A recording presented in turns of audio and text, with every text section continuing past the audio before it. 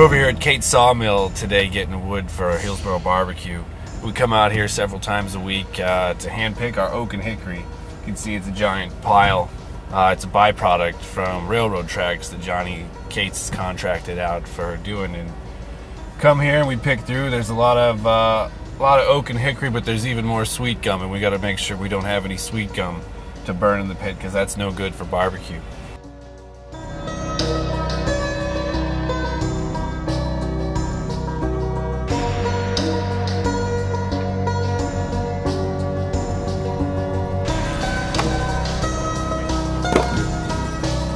The first 4 months we were open, I was just having his loader load my truck and take everything to the restaurant.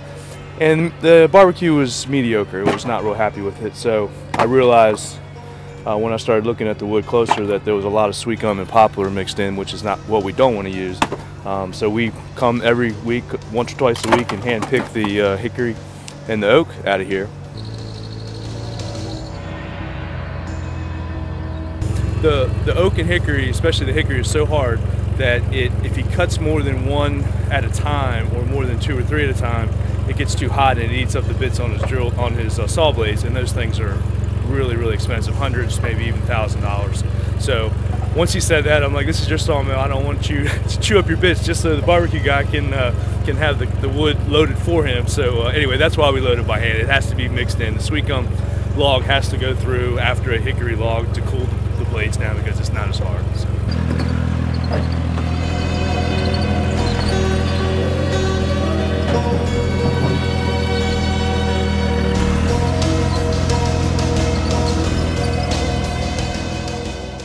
I came into the picture well after the planning process. They were just kind of staffing and getting things going. I was in between a few other things that I was doing, and at first Matt was the one talking to me, and he approached me about the idea of working at a barbecue restaurant he was starting, and to be honest, I didn't want to. I just kind of thought, oh, another barbecue joint, dime a dozen. They're all over the place. Nobody does it the way that they're supposed to anymore. It's everybody goes in and presses a button and you get your gas-fired barbecue, and yeah, just to me it had lost something, and I kind of put them off actually. And then I came out here for the construction process one day, talked to Matt a couple times, consulted on the menu, did a few things, and came out here one day, showed me the construction, walked through, saw the kitchen, and I came out back and I saw this guy being built. I was like, what's this? He said, that's the pit. I said, you guys are doing a real pit? He said, yeah. Somehow I'd missed the details on that, and as soon as I heard that, I realized, like, yeah, this is cool. They're gonna do it right. I mean, the fact that they're going out to the wood pile every week a couple times to get wood, I mean, they're doing it the right way, and I wanted to be a part of it. If we could not cook the way we cook, we would not be here right now. If we were only allowed to do gas or electric cookers, we wouldn't have had the interest to do a barbecue restaurant. Maybe something else, but not the way we were.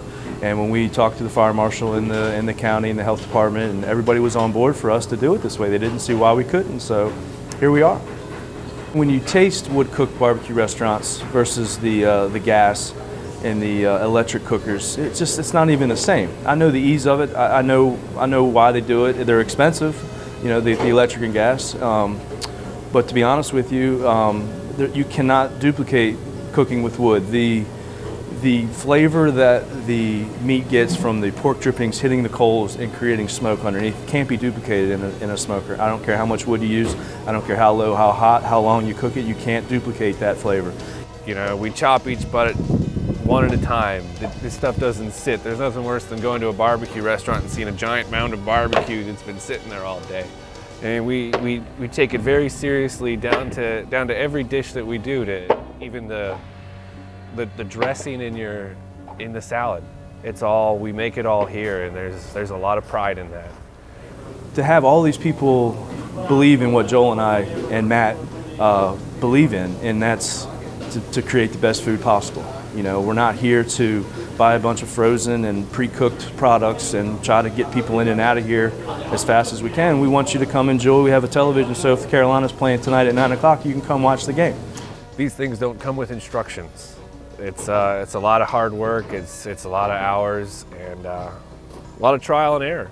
You know, you have to learn your pit and your product and learn how the wood reacts. I mean, we've changed so many things since it's opened to try to get it all to where it needs to be, not only in the pit, but throughout the entire restaurant.